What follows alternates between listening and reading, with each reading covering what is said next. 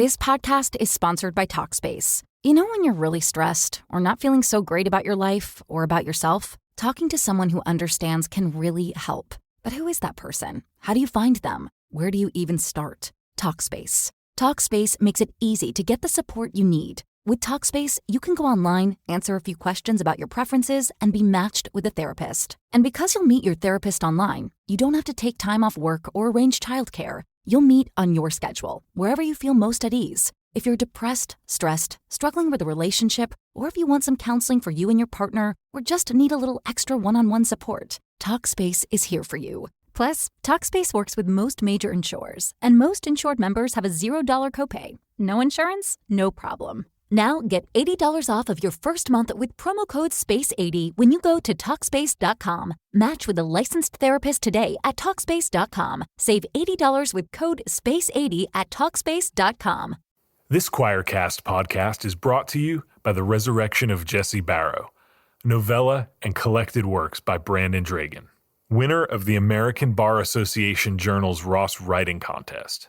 This collection features 3 additional short stories, including Advocat, winner of the ABA contest for legal fiction. The Resurrection of Jesse Barrow is available on Amazon, Audible, and everywhere books are sold.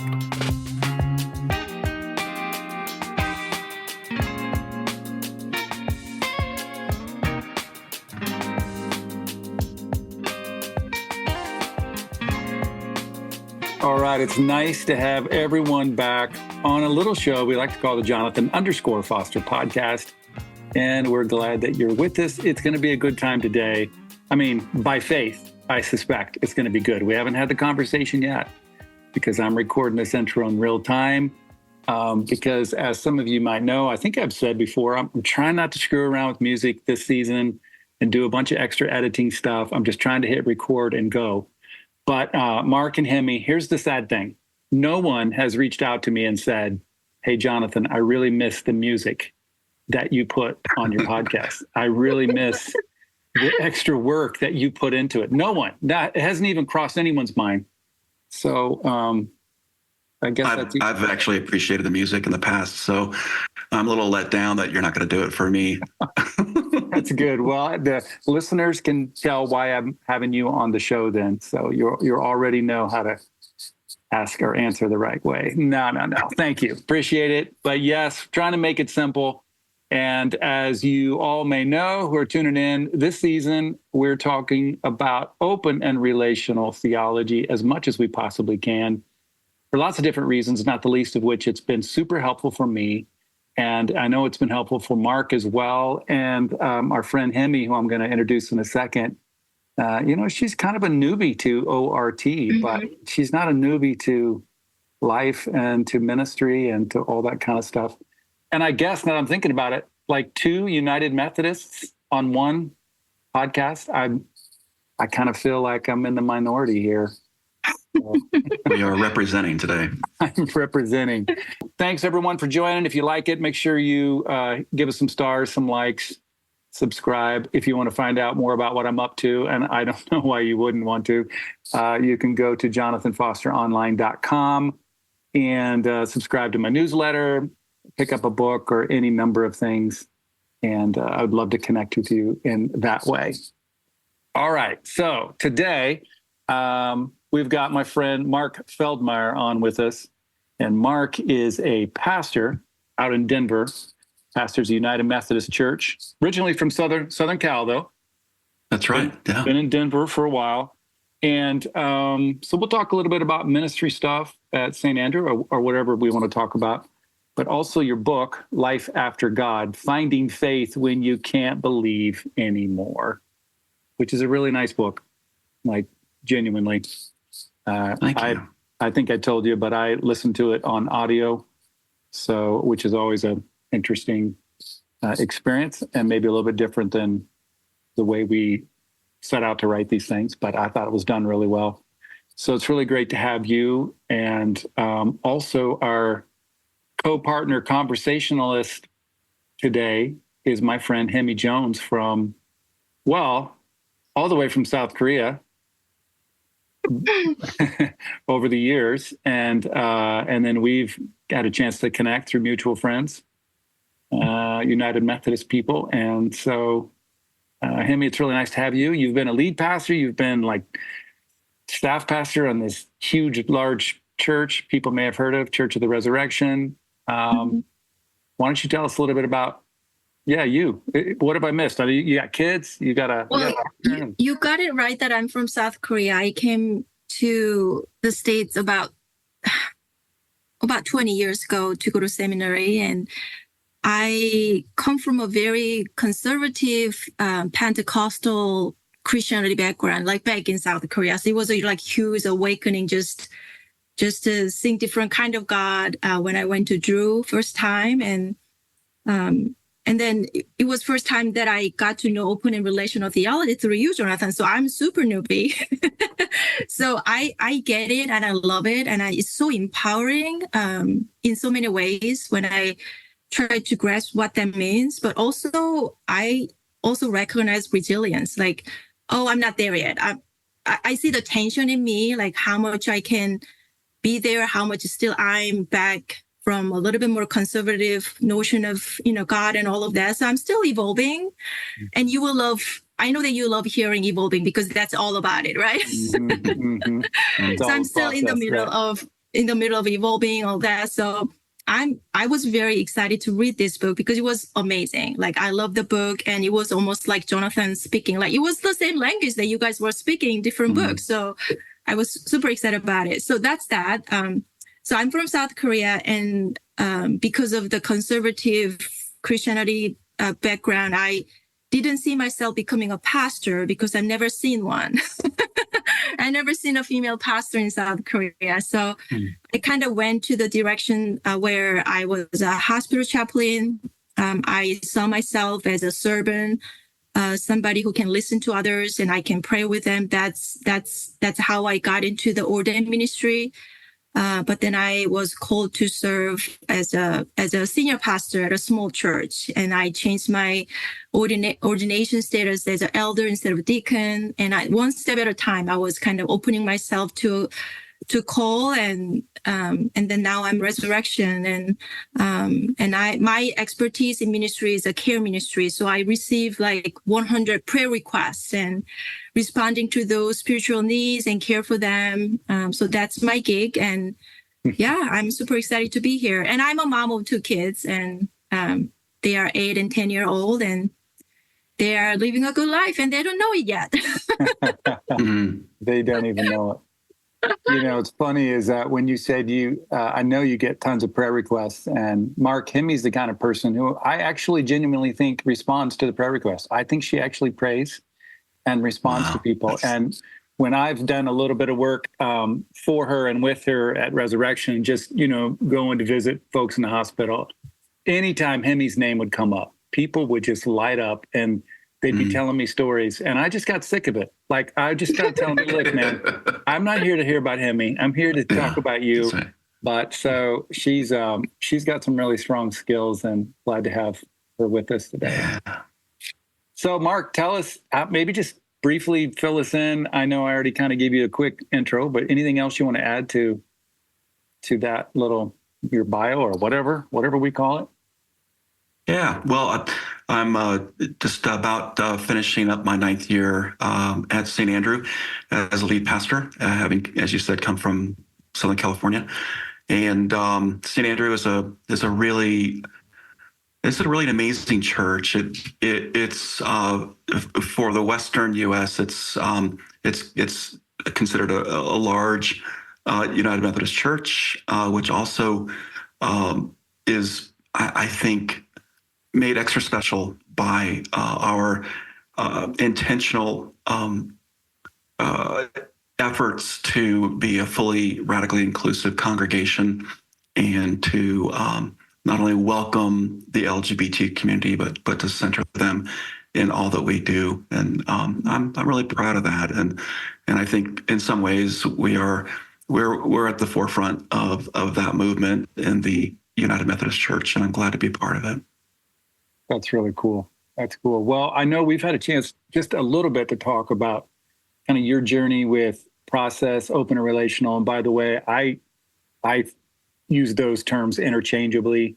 I often say ORT more than process, just because from the background I came from, process gets a really bad rap. And some people, it's just automatically like, it's not even so much that they've heard about it that much, but if they go online and if their search history and their algorithms are already kind of a little bit more conservative, if they pull up anything process, it's pejorative. And you might as well just type in the word heretic and process will come right up. Right? Which I don't need any more of that. I've got plenty of that. So, but all that to say, it doesn't matter to me. Anyhow, you've kind of been dabbling in it for a long time.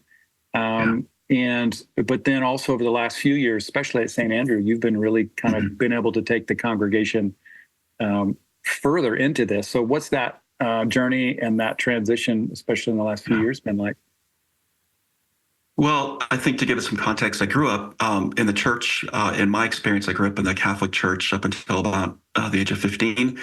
And so I had a rather orthodox classical understanding of God.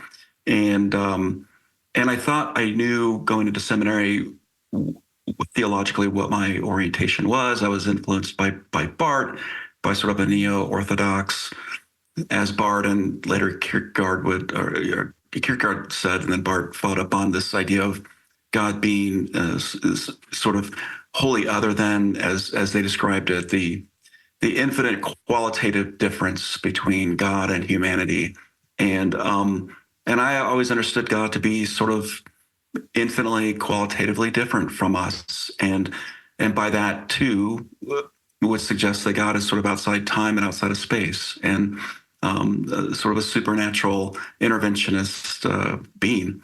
And then I got to Claremont, and within a few months, met David Ray Griffin, and pretty much began that process of what today we call deconstruction, although I didn't know what it was at the time. And I think, to your point, having been influenced greatly by Cobb, by Sue Hockey, and by David Ray Griffin, I held all this stuff pretty closely and didn't necessarily, as I say more often than not, I sort of was in the closet when it came to process thought. And in part because I planted a new church in a rather conservative place in Southern California.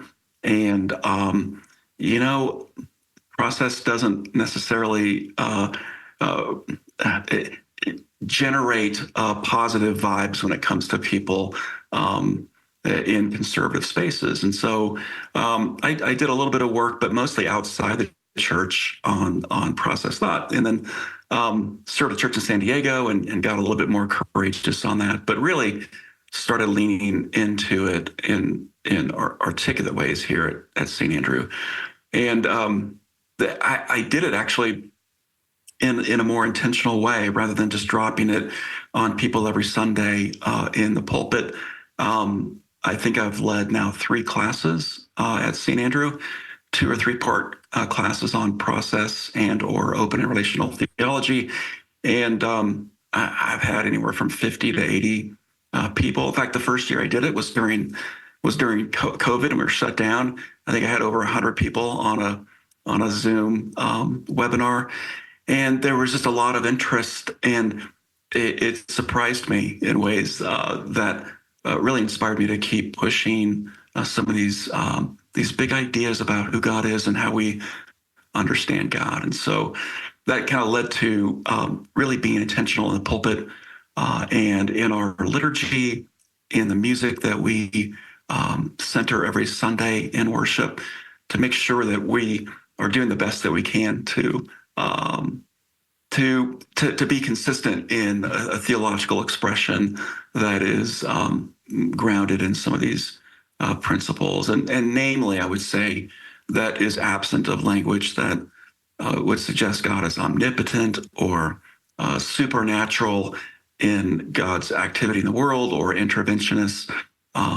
Words like almighty and all-knowing, as it refers. In other words, you're just trying to be biblical. And I think that, and to that point, I think the book that I wrote most recently is an effort to say what many perceive a process to be in terms of its sort of heretical claims. are profoundly biblical, but you have to peel past the layers of orthodoxy that we have inherited over the centuries to get there. And once we peel away that lens, we can see a Hebrew and a New Testament vision that is really quite process aligned. How's that? Yeah, definitely. Well, Hyemi, you said you hadn't been exposed to much, but you did go to the same school where Catherine Keller taught. So, you must maybe by osmosis or something, it must have just, but it made me think of Catherine Keller. We're talking about omnipotence. I love her little phrase. She sometimes references the omni-macho God. And it's a stark contrast to what you were saying, what we've inherited and what is happening in our culture so much. But yeah, Hyemi, what were you thinking as you read Mark's book, and what comments or questions did you have?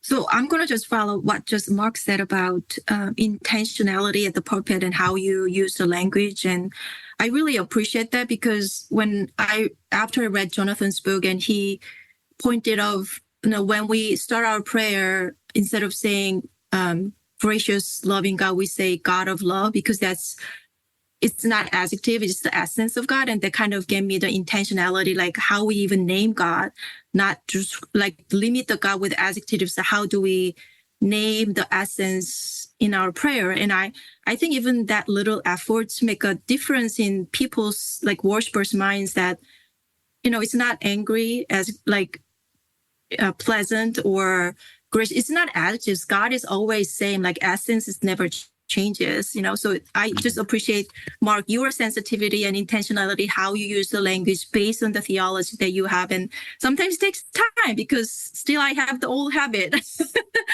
Right. So I just want to echo what you said, and I appreciate it. And I didn't take the Hebrew class when I was in seminary. So in your book, when you describe in very intelligent way, the page 87, like you describe like Elohim and Adonai and the difference of those, and kind of go down to the roots of the meaning and how it can describe different aspects of God. I thought it was just brilliant, and it gave me such depth of wisdom that, there's more to it. There's more to what I can understand about who God is. And I just thought that was brilliant. Yeah, tell us a little bit about that language stuff. Yeah, those are two words, Elohim and Adonai, appear in Genesis 1 and Genesis 2. And they appear distinctly. So Elohim, you find it specifically in Genesis 1, referring to the nature of God that we would describe from a process perspective as being the essence of God, and this God of love, this generative God or creative God that we encounter in the opening scene in Genesis and the creation poem, and Adonai referring to this understanding of God who is responsive to creation and constantly responding to the creation that is becoming in every moment. And so I think that for me, that's always been a helpful way to distinguish between how we understand God in this creative perspective versus a more responsive God. And in process language, we would call that the creative responsive, or the experience, essence, the sort of dipolar nature of God. But I've been intentional in the book. In fact, I don't know if I actually mentioned process theology more than maybe 2 or 3 times in the book, because the effort here is to say, this isn't just process theology, it's biblical theology, which process supports and I think exemplifies. So that was my effort, to try to normalize process thought by saying it's everywhere in Scripture. You can find it everywhere. Yeah, that whole piece of Almighty and the way it's been misinterpreted over the years was really astounding to me a few years ago when I started getting into that and realizing we've basically just imported, Roman imperialistic language over the top of this thing. We've been doing it, well, probably since at least Constantine for quite a few centuries now. And so, yeah, it's quite ironic when I get a lot of pushback for people that don't think I'm biblical. And I'm like, well, I'm not the smartest guy, but I think maybe it's possible I'm as biblical or more than some of you. So I try not to say that because that always comes across weird. Like, I'm more biblical than you are. But it is really fun to find how that is played out. Yeah. Yeah, and Mark's, explanation of the Hebrew and the biblical root of it really pointed to the truth of God. And I'm going to just read what he said. He wrote, God's essence is unchanging. God's experience is ever changing because God takes in every new experience of the world and responds creatively in love. I thought this just captures all the beauty of what you're describing. I just highlighted like as thick as I could. Well, I think it's an important distinction because, as we all know, in ministry, in parish church ministry, we're always encountering questions from our people around prayer and what difference does prayer make and how does it even work? And this idea that we've inherited either from maybe a more evangelical perspective, which says, well, God needs us to pray, whether it matters to God or not. God enjoys our prayer, our worship, our praise of God. And that is what we're called to do. And then maybe on the far extreme to the left would be a response that says, well, prayer doesn't change anything but us. And so in both cases, we have an understanding of God who is unchanging or, as we would say, immutable. And I think what process does for open and relational theology does for us is it reminds us from a deeply biblical perspective that God is responding to our prayer requests, taking that into God's self and then responding according not only to God's own nature, but according to our experience. And so we have, I think process thought offers a much better framework for explaining the real value of prayer that both a more orthodox or classical perspective just can't do. I do too. And Hyemi, you hit the nail on the head. That is so much a part of it. That experience essence binate, the essence is love. Because God is love, then necessarily the experience changes, but that aligns with the biblical ideas of that God negotiates and God laments and God grieves and changes his or her mind. All those different things that just don't make sense really in the classic understanding. You can't get there. Yeah. How's the reception been with your people? Give us a good story of someone getting mad at you. I mean, I always feel better when I find out other people have gotten their congregants. Yeah, which day, which moment. The response to the book has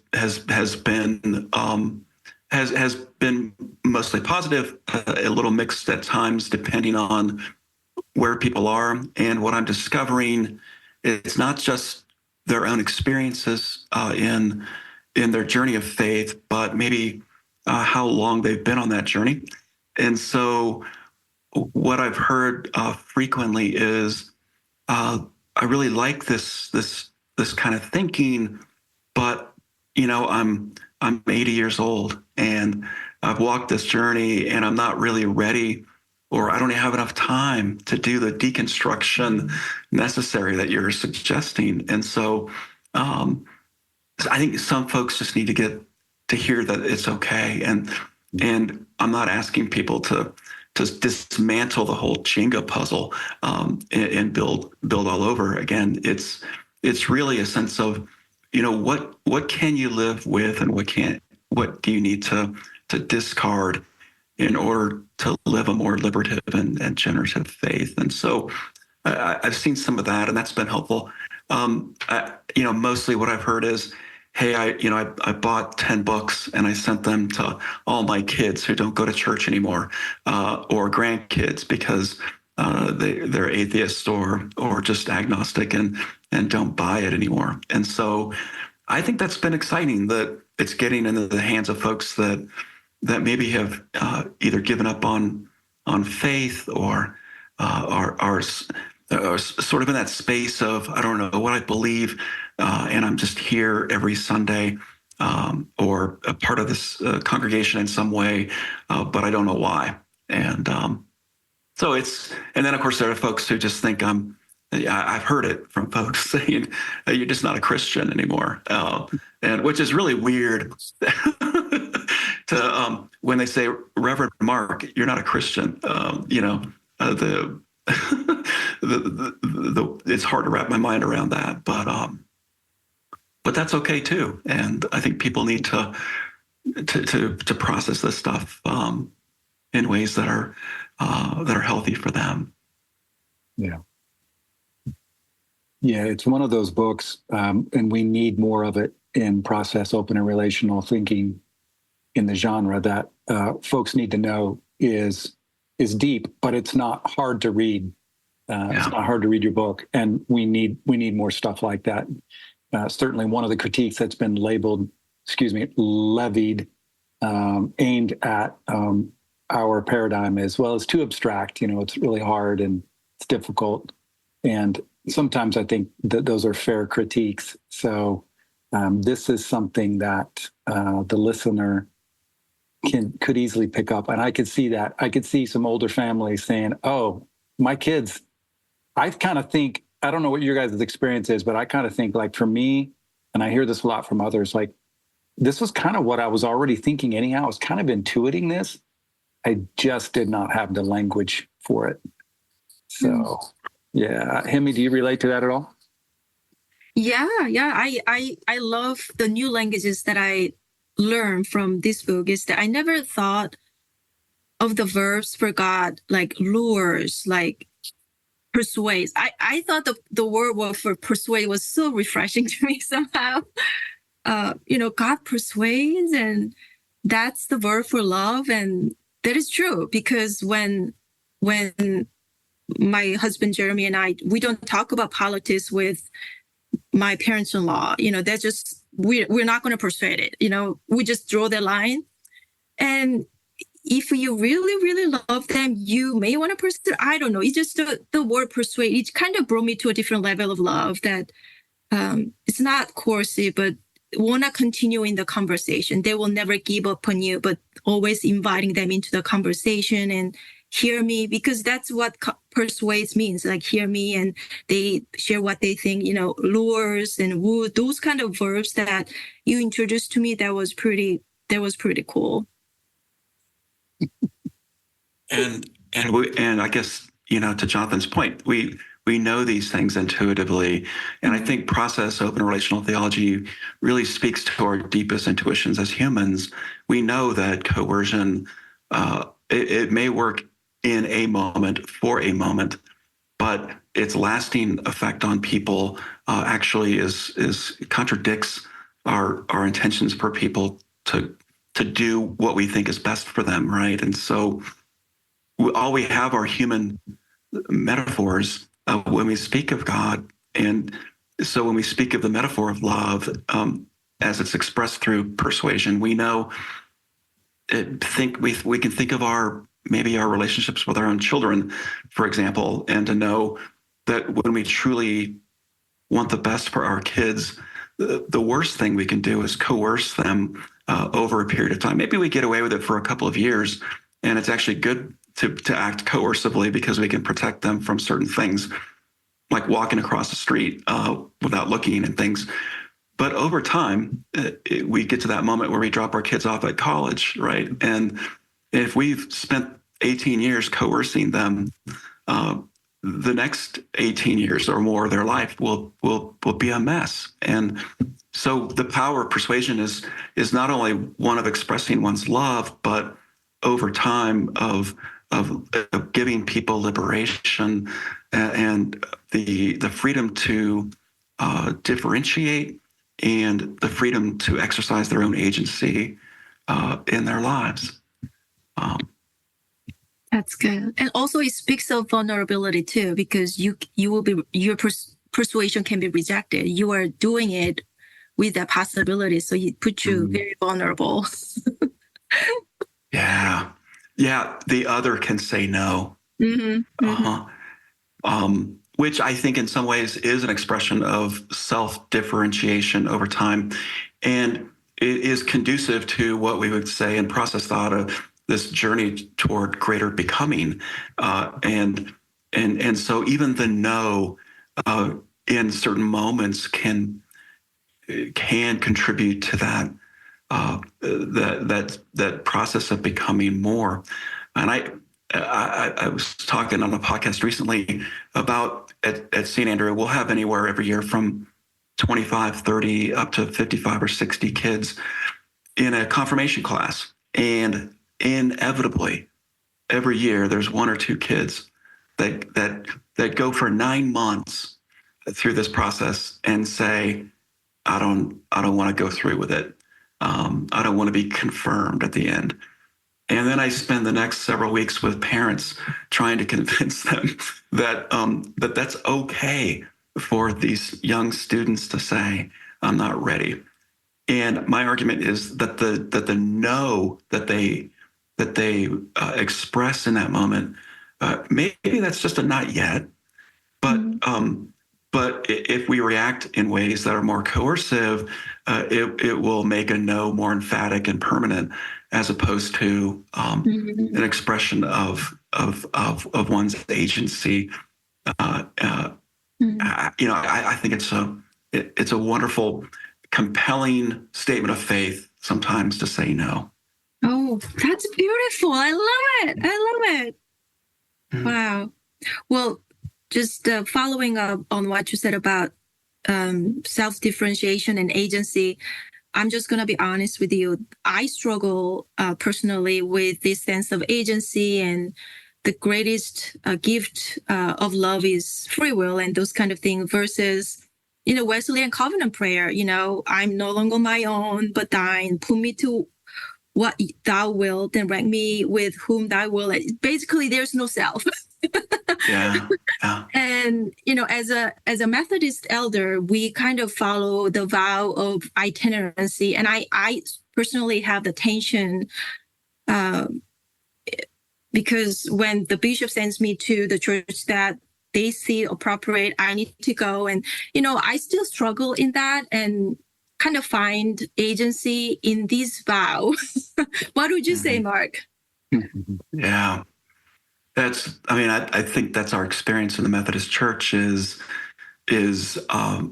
making a covenant to an institution that surrenders some of our own agency, and it's what we sign up for. I would say also that when we speak of open and relational theology, the open, specifically refers to the understanding that our futures aren't predetermined, and that there are possibilities in front of us that God offers that we may not see, and we may not actualize many of them. And what I would argue is that in every moment there are an infinite number of possibilities that God offers to us. And many of those may be from the bishop or the cabinet when they make a phone call to us to see if we want to move or if we will move. But there may be a host of those possibilities that are all favorable, so that if we can remove from our lens this binary thinking that says there's only one right answer here and the rest are wrong, or one possibility that's good for us and the rest are not favorable. Maybe there is a spectrum, right, of the very best possibilities for us, and then a handful of others that may not be in that moment most preferable, but in the next may be more preferable than we had first imagined. So that's one thought I have. And the other is, process suggests there are always three powers at work in every moment. Mm-hmm. And one is the power of the past, that in every moment we're in, we are here because we have this history behind us that has shaped us into becoming the person we are in this moment. And that's a very powerful power, if you will, in our lives. And often, I think we look at our past negatively and we think that there's nothing still useful there. We often talk about our past as the things that have happened to us. But all of these experiences of the past have shaped who we are in this moment.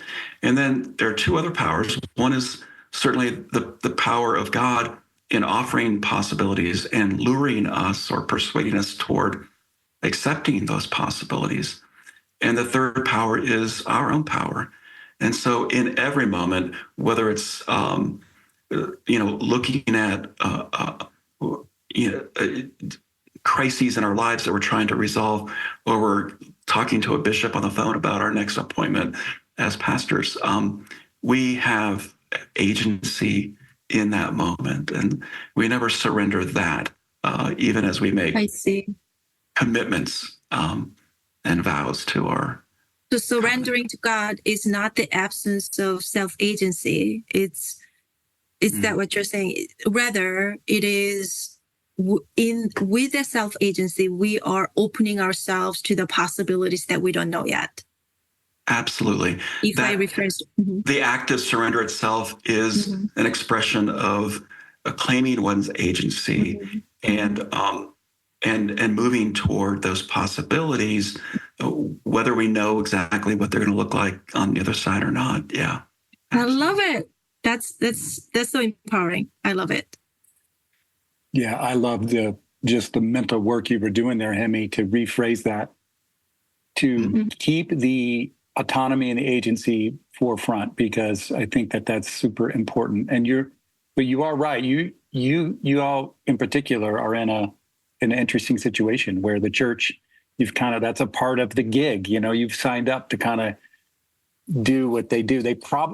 I assume they're probably not as heavy-handed and about it maybe as they have been in years past. Maybe in years past, they probably just called you up and said, "Hey, you're going next week," or whatever. Maybe they negotiate with you more now, or I don't know. I could be wrong, but that's scary to me.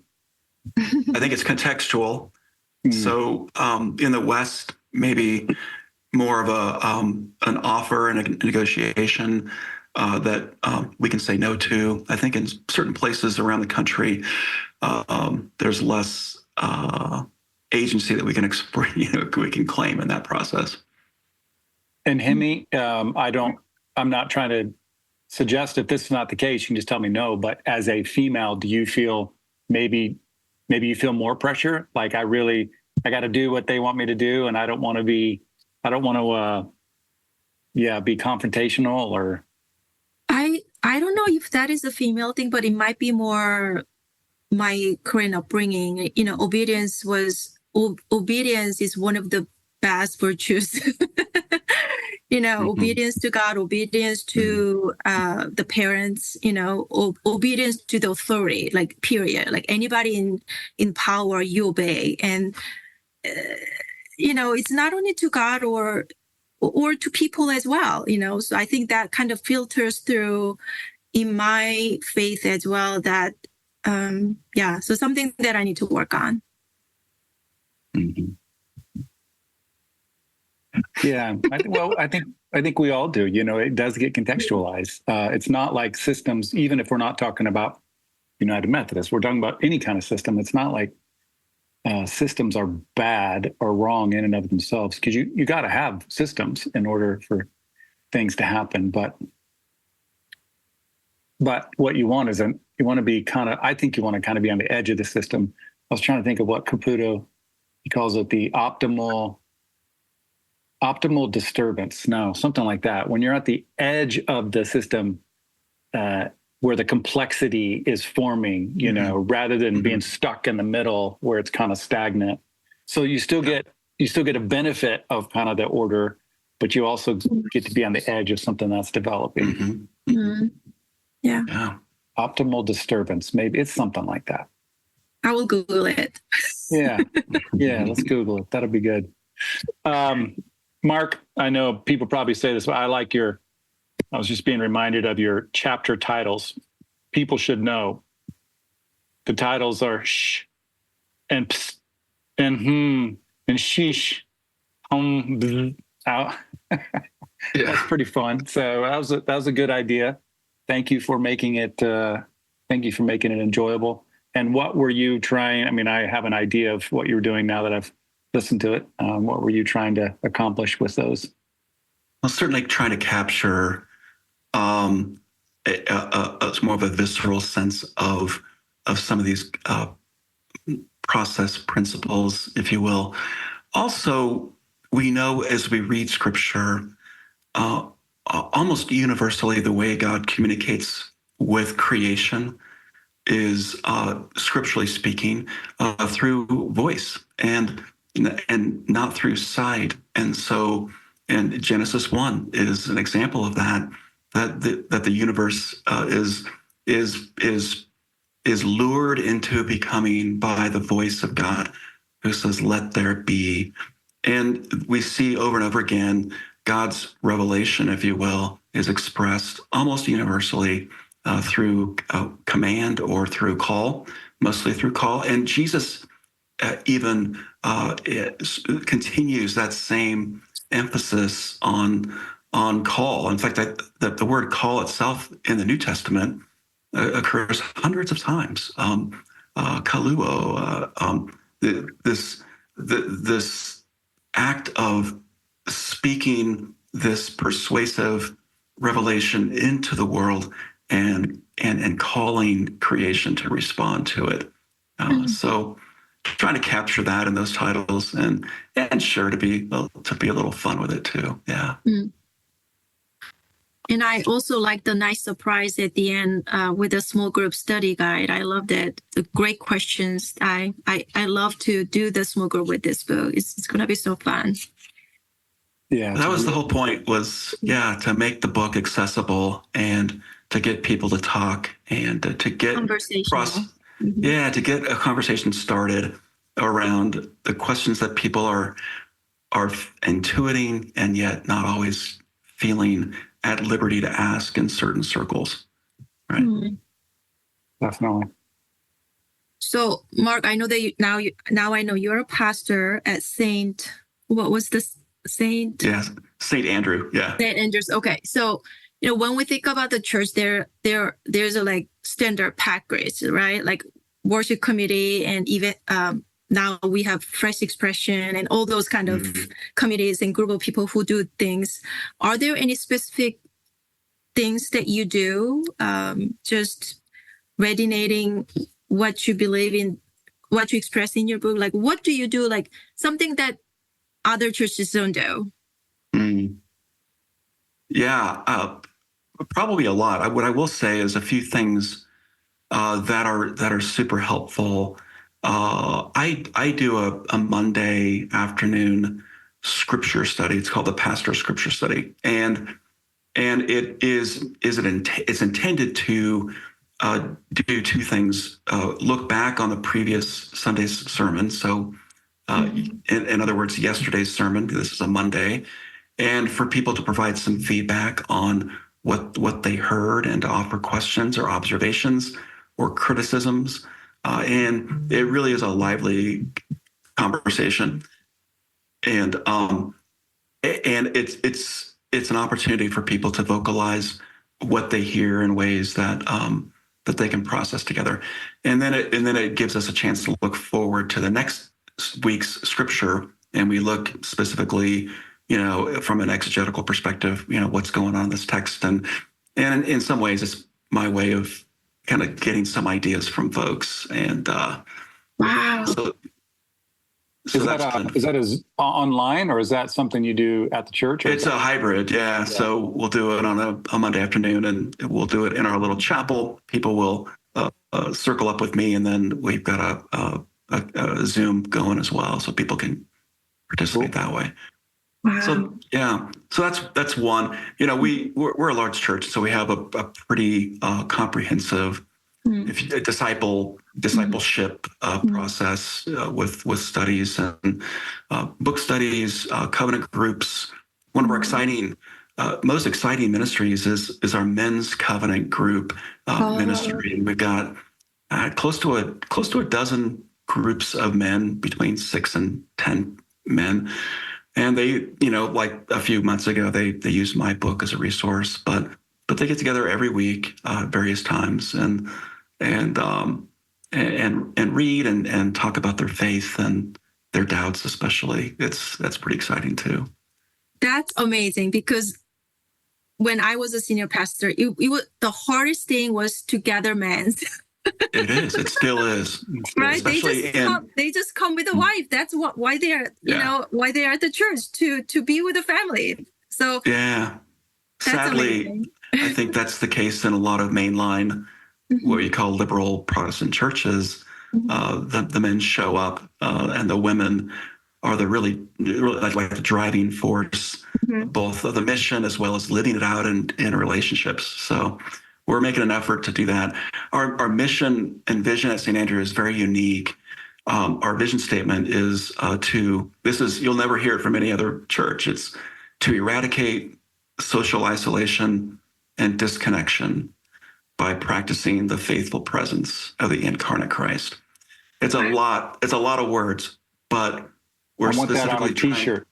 I know, yeah. It's most of my people still get stuck somewhere in the middle of that, but they do know that our mission is to speak to a culture that is highly isolated and disconnected from others, and we do that by, as we say, practicing the faithful presence of the incarnate Christ, putting people together with people in community and practicing what Christ lived and practiced in the first century Galilee.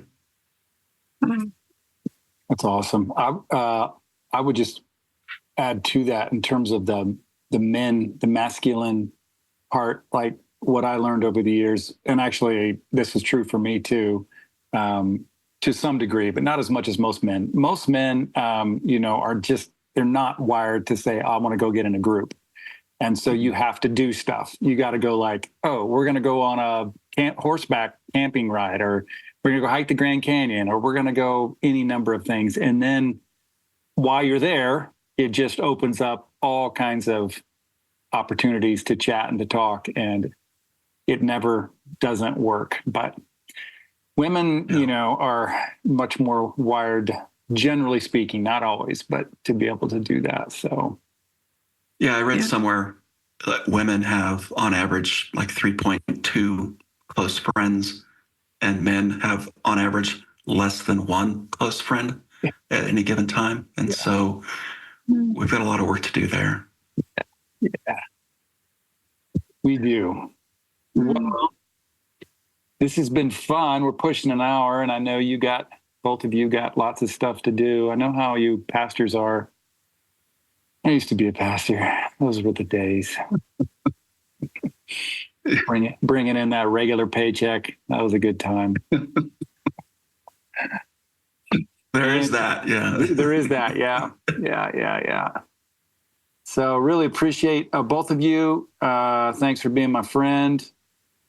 And people need to pick up the book called Life After God, Finding Faith When You Can't Believe Anymore by Mark Feldmeir. And I encourage you to do so. Thanks, Jonathan. Yeah. Hyemi, it's great to meet you. Great to meet you both. Yes, it was good to be in your presence, and thank you so much for the wonderful book. I will cherish it and read it over. Oh, thank you. Thanks. All right. See you later, everybody. Take care. Americans love using their credit cards, the most secure and hassle-free way to pay. But D.C. politicians want to change that with the Durbin-Marshall credit card bill.